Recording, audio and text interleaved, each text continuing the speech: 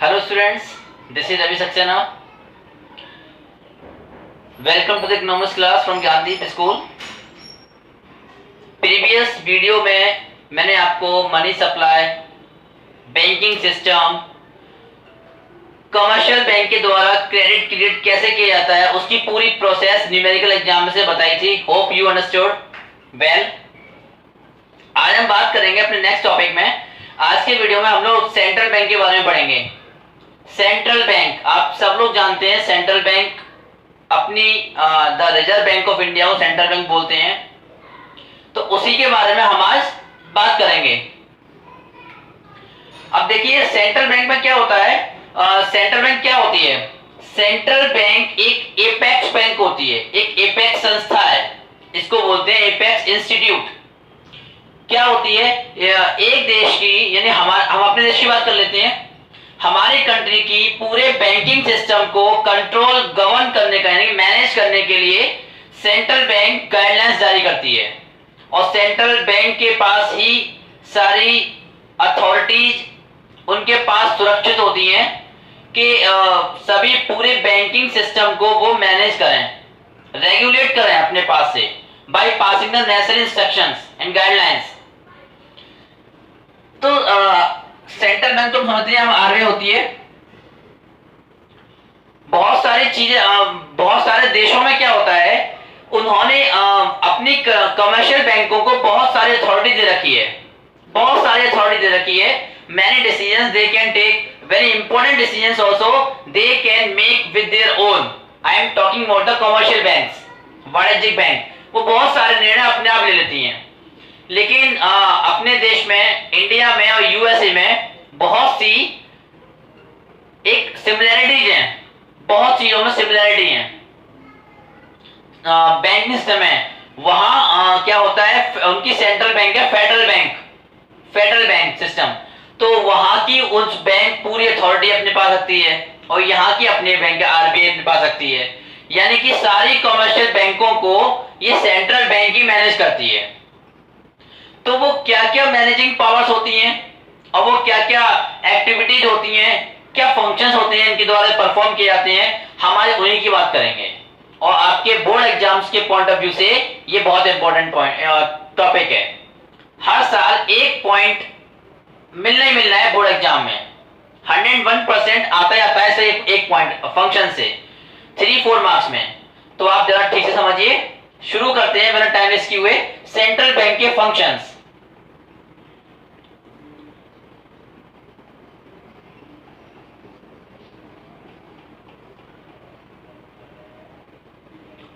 First function है central bank का bank of issue.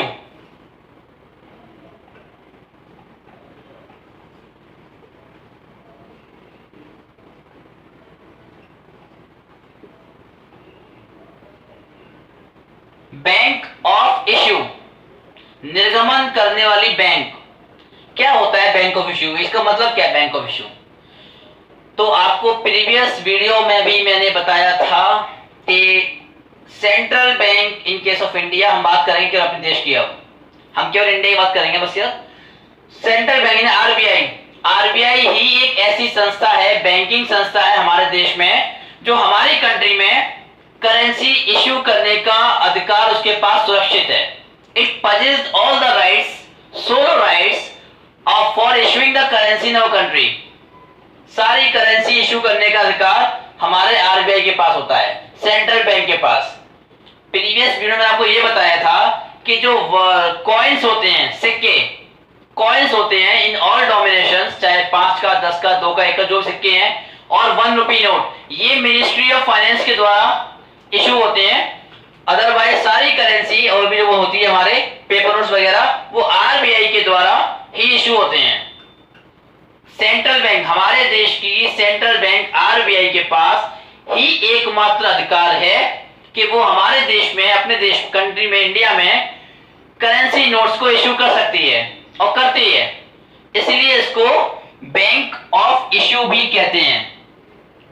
Bank of issue भी कहते हैं या बैंक ऑफ इशूइंग करेंसी भी कहते हैं. किसी भी नाम से क्वेश्चन आया है आपका आंसर यही होगा कि सेंट्रल बैंक अपने इंडिया में आरबीआई के पास ही एकमात्र सोल अथॉरिटी है करेंसी इशू करने की।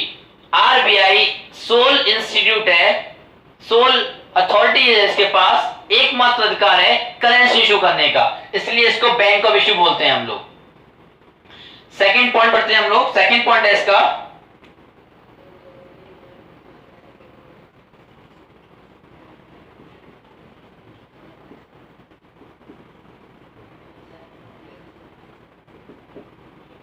बैंकर टू द गवर्नमेंट, सरकार की बैंक। हमारी बैंक कमर्शियल बैंक होती हैं, हम लोग कमर्शियल बैंक के साथ डायरेक्ट ट्रांजैक्शंस करते हैं। सरकार की बैंक, बात करें गवर्नमेंट की, तो गवर्नमेंट की बैंक होती है हमारी आरबीआई, सेंट्रल बैंक। अब सेंट्रल बैंक आरबीआई सरकार को सारी फैसिलिटीज, बैंकिंग वाली फैसिलिटीज प्रोवाइड करता है, इसलिए सरकार की बैंक बोला जाता है। सरकार के ट्रांजैक्शंस मेंटेन करती है, सरकार को एडवाइजर हेल्प करती है। तो तीन तरीके से एक्ट करती है for the government.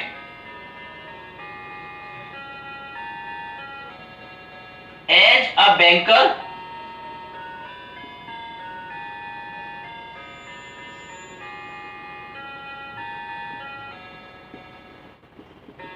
as an agent,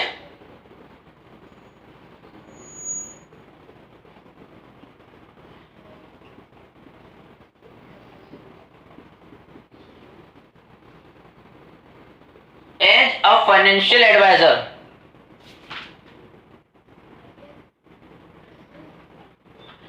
one two three, यानी कि सरकार के लिए जो कमर्शियल बैंक, सेंट्रल बैंक है, वो एज अ बैंकर क्या करती है, एज अ बैंकर गवर्नमेंट के अकाउंट्स मेंटेन करती है। हमारी बैंक कमर्शियल बैंक है, वो हमारे अकाउंट मेंटेन करती है। ऐसे ही गवर्नमेंट के द्वारा ट्रांजैक्शंस जो हो रही हैं और गवर्नमेंट के जो खाते अकाउंट्स हैं वो मेंटेन करती है आरबीआई, इसलिए आरबीआई गवर्नमेंट को एज अ बैंकर एक्ट करती है। एज एन एजेंट क्या करती है, एजेंट के रूप में बैंक क्या करती है, सेंट्रल बैंक गवर्नमेंट के लिए एजेंट के रूप में सेंट्रल बैंक यानी आरबीआई गवर्नमेंट के बिहाफ पर ओपन मार्केट में सिक्योरिटीज सेल एंड परचेज करती है with the general public.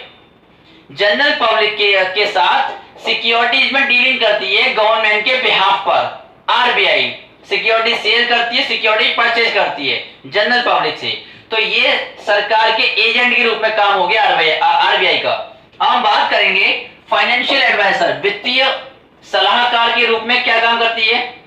Financial adviser के रूप में आरबीआई सेंट्रल बैंक गवर्नमेंट को क्या करती है, एडवाइस देती है। इन्फ्लेशन डिफ्लेशन के सिचुएशंस में क्या करना चाहिए, क्या पॉलिसी एडॉप्ट करनी चाहिए, मनी सप्लाई में क्या रोल प्ले करना चाहिए, मनी सप्लाई को कैसे कंट्रोल करना चाहिए, क्रेडिट कैसे कंट्रोल करना चाहिए, ये सारी एडवाइसिंग आरबीआई देती है गवर्नमेंट को। तो ये हो गया financial adviser role to the government by the RBI. तो ये होता है। तो आप अब इन तीन पॉइंट से हम लोग कह सकते हैं कि यस, सेंट्रल बैंक सरकार की बैंक है, गवर्नमेंट की बैंकर है, इसलिए बोला जाता है banker to the government, central bank को। बात करते हैं इसके थर्ड फंक्शन की।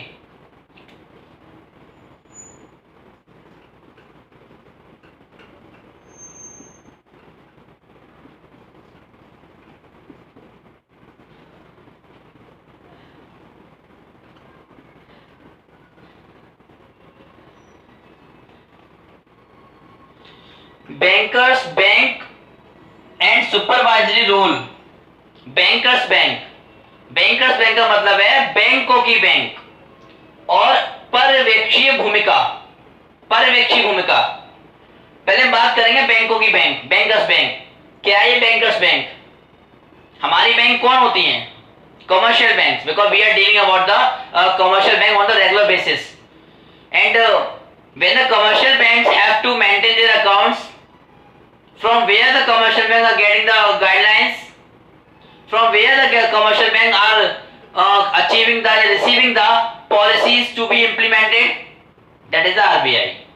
तो जो बैंकिंग फैसिलिटीज कमर्शियल बैंक्स हम लोगों को एंड जनरल पब्लिक को देती है, वही banking facilities RBI central bank commercial बैंकों को देती है। हमारी बैंक कमर्शियल बैंक की bank central bank, that is the RBI. तो आरबीआई में ये सारी कमर्शियल बैंक जितनी भी होती हैं, हमारे आसपास जितनी बैंक हैं, PNB, SBI, HSBC, HDFC, IDBI, ICICI, yes bank, देना बैंक, मैनी मोर अदर, तो इतनी जो बैंकें हैं, ये सारी बैंक्स अपने अकाउंट्स कहाँ मेंटेन करती हैं? आरबीआई में। इनको लोन लेना होता है, कहां से बोरो करते हैं? आरबीआई से। And other facilities, banking facilities also the commercial banks getting from the RBI. इसलिए आरबीआई को, सेंट्रल बैंक को, बैंकों की बैंक बोला जाता है।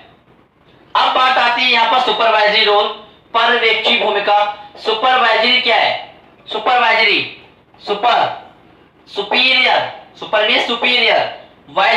वाइजरी word came from the vision, देखना। सुपरवाइजर कौन होता है? सुपरवाइजर एक ऐसा व्यक्ति होता है जो अपने अंडर में काम कर रहे एम्प्लॉइज पर नजर रखता है, how they are performing, either they are performing as per the standard और नॉट। तो यहां पर हमें पता है कि आरबीआई ने एफिलिएशन दिया है, सभी कमर्शियल बैंकों को आरबीआई ने एफिलिएशन दिया है, मान्यता दी है, और आरबीआई कमर्शियल बैंकों को काम करने के लिए डायरेक्टिव्स इश्यू करती है, गाइडलाइंस इश्यू करती है। लेकिन टाइम टू टाइम ये भी चेक करती है, either all the commercial banks affiliated to the central bank, either they are maintaining the cash reserve ratio, statutory liquidity ratio और other principles which are decided by the RBI. RBI ने जो guidelines, जो instructions दी हैं commercial बैंकों को, क्या commercial bank उन सबको प्रॉपरली फॉलो कर रहे हैं कि नहीं कर रहे हैं? इसलिए ये आरबीआई यानी central bank supervisory role play करती है, ऐसे ही सुपरवाइजरी रोल प्ले करती है। Time to time commercial banks की ऑडिटिंग करती है। क्लियर वर्ड्स में बोले तो central bank time to time regular periods पर कमर्शियल बैंकों की ऑडिटिंग करती है, अकाउंट्स की चेकिंग करती है, उनके वर्किंग सिस्टम की चेकिंग करती है। तो ये हो गया सुपरवाइजरी रोल सेंट्रल बैंक का, बैंकों की बैंक और उन बैंकों का, कमर्शियल बैंकों का supervisory role. Now let's move to the fourth point, fourth function, lender of the last resort।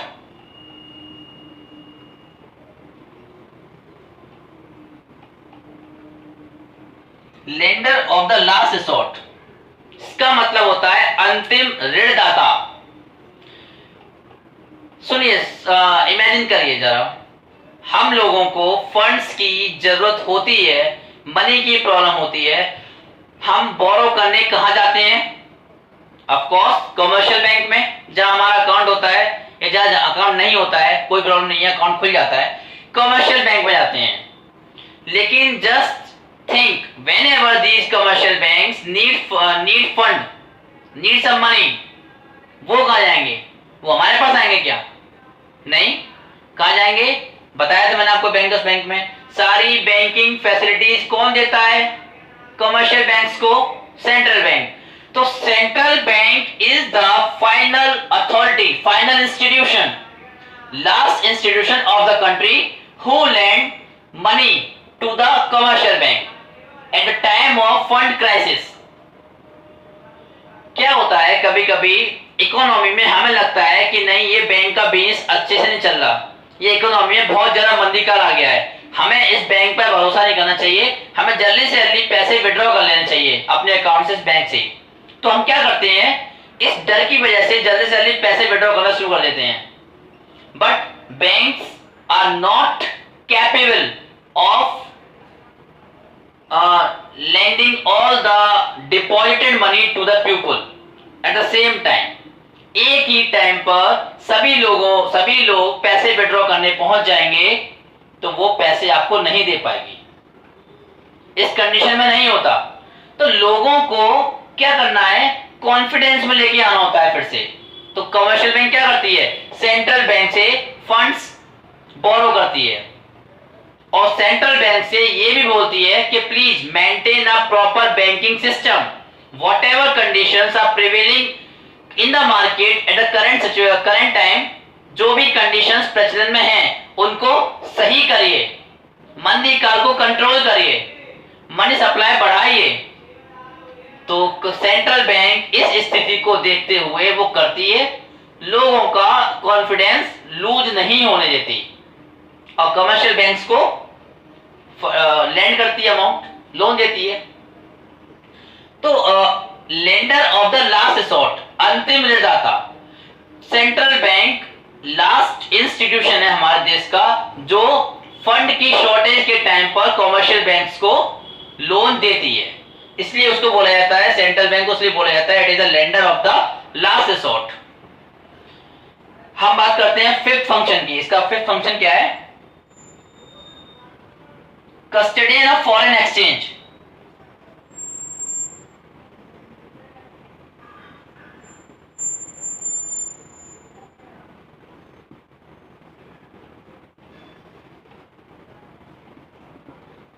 Custodian of foreign exchange, foreign exchange के बारे में पहले हम बात करेंगे क्या होता है। हमारा देश और रेस्ट ऑफ द वर्ल्ड के बीच में जितने इंपोर्ट एक्सपोर्ट होते हैं, जितने भी इंपोर्ट एक्सपोर्ट होते हैं, उनके वजह से जो भी करेंसी हमारी डोमेस्टिक करेंसी बाहर जाती है, इंपोर्ट करते हैं तो एक्सपोर्ट करते हैं तो यूएस डॉलर हमारे पास आते हैं फॉरेन करेंसी, तो इसी एक्सचेंजिंग को बोलते हैं फॉरेन एक्सचेंज। इसी फॉरेन करेंसी को बोलते हैं हम लोग फॉरेन एक्सचेंज बोलते हैं इसको। तो कमर्शियल बैंक्स फॉरेन एक्सचेंज की संरक्षण करता है, विदेशी विनिमय का संरक्षण करना। All the transactions relating to the import and export are holding through the RBI. जितने भी हमारे देश से इंपोर्ट एक्सपोर्ट हो रहे हैं, कंपनी चाहे पब्लिक कंपनीज के द्वारा चाहे प्राइवेट कंपनीज के द्वारा, वो सारे ट्रांजैक्शंस आरबीआई की निगरानी में होते हैं, रिजर्व बैंक ऑफ इंडिया की निगरानी में होते हैं। अब जो भी हम लोग हमारा देश फॉरेन एक्सचेंज अर्न कर रहा है, वो फॉरेन एक्सचेंज कहां आता है, आरबीआई के पास। मैंने कोई सामान एक्सपोर्ट किया, मैं प्राइवेट हूं, मैंने कोई भी सामान एक्सपोर्ट किया, पैसे आ गए वहां से यूएस डॉलर किसकी कस्टडी में गए, कस्टडी आरबीआई की। आरबीआई हालांकि मेरे अकाउंट में उसको कन्वर्ट करके हम डोमेस्टिक करेंसी रुपया ट्रांसफर कर देगी, लेकिन वो फॉरेन करेंसी किसकी कस्टडी में रहा, आरबीआई की। लेकिन अब ये बात उठती है आरबीआई उसको रखती कहां है, तो आरबीआई के पास एक अकाउंट मेंटेन होता है, सरकारी कोष खाता, ऑफिशियल रिजर्व अकाउंट।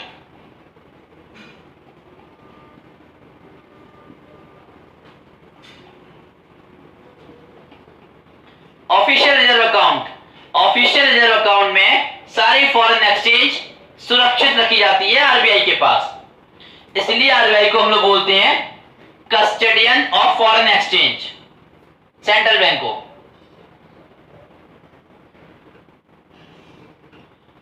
अच्छा, अब हम बात करेंगे इसके नेक्स्ट फंक्शन की, नंबर 6। तो बहुत इजी पॉइंट था, कुछ नहीं है इसमें।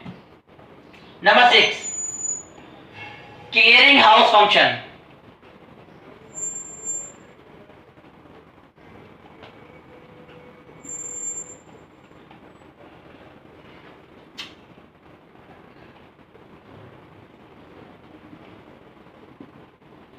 क्लियरिंग हाउस फंक्शन का मतलब होता है संशोधन गृह कार्य। इसका मतलब क्या होता है बता देता हूं आपको भी। जैसे कि हम आपस में कोई भी चेक से लेन देन करते हैं तो उन चेक्स को क्लियर कौन करता है, हमारी बैंक जिसमें हमारा अकाउंट है, हम चेक लगा देते हैं बैंक में, बैंक क्लियर कर देती है। तो clearing house function commercial bank हमारे लिए करती है। लेकिन at the same time what happen, जब इंटर बैंकिंग क्लेम होते हैं, इंटर बैंकिंग क्लेम, एक बैंक ने दूसरी बैंक से कुछ पैसे उधार लिए, या कोई भी ट्रांजैक्शन हुई, एक बैंक को दूसरे बैंक को पेमेंट करना है, उन्होंने एक बैंक ने दूसरी बैंक को चेक इशू कर दिया। अब इन कमर्शियल बैंक से अकाउंट कहां होते हैं? सभी कमर्शियल बैंक के अकाउंट होते हैं आरबीआई में, सेंट्रल बैंक में।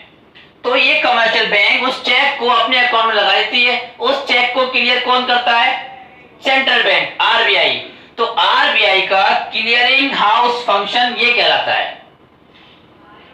इसको एक सिंपल लैंग्वेज में बोले तो ऐसे बोलेंगे, the central bank clear all the cheques issued by one bank over to the other bank for any transactions among the banks, commercial banks.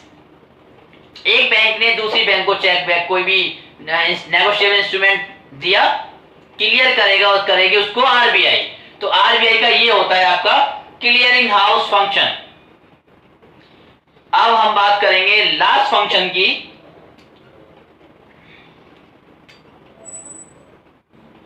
Last function है इसका कंट्रोल ऑफ क्रेडिट।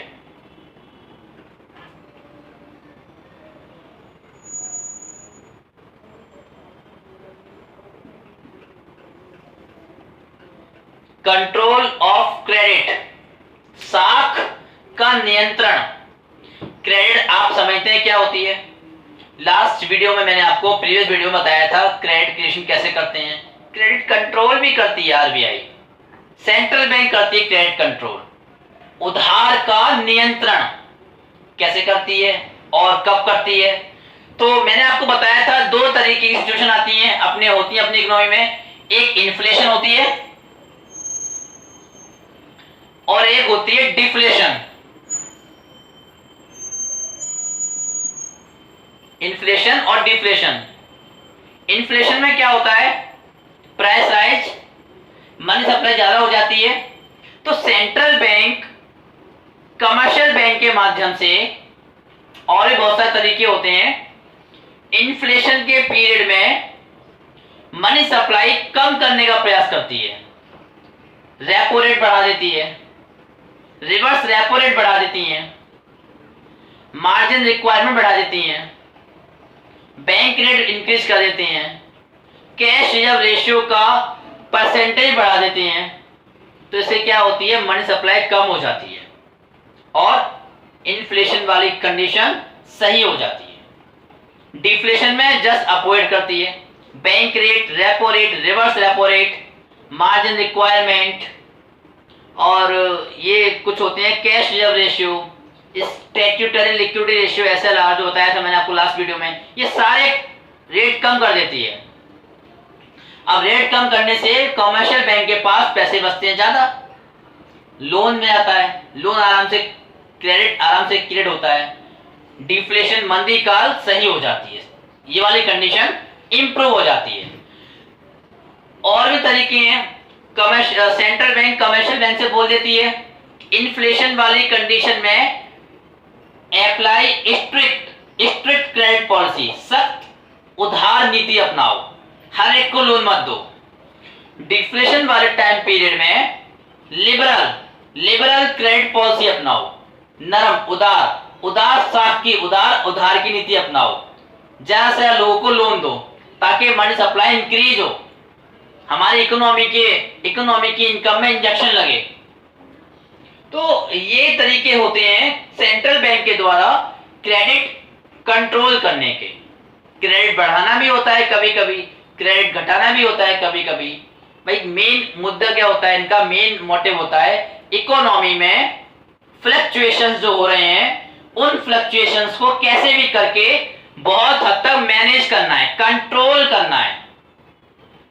उन fluctuations को हमारी इकोनॉमी पे ज्यादा हावी नहीं होने देना है, इकोनॉमिक स्टेबिलिटी को थोड़ा बहुत बैलेंसिंग करना है। ये होते हैं हमारे सेंट्रल बैंक के फंक्शंस। इनमें से कोई भी पॉइंट बोर्ड में पूछ लिया जाता है, आपको सारे पॉइंट्स अच्छे से आने चाहिए। आई होप आपको समझ में आए होंगे। आज की वीडियो में इतना रखेंगे हम लोग, नेक्स्ट वीडियो में आगे पढ़ेंगे। तो देख लेना, अगर कोई भी प्रॉब्लम हो मुझे आज कमेंट बॉक्स में पूछ लेना, और पर्सनली भी आप मुझसे पूछ सकते हैं। See you guys, see you again next video.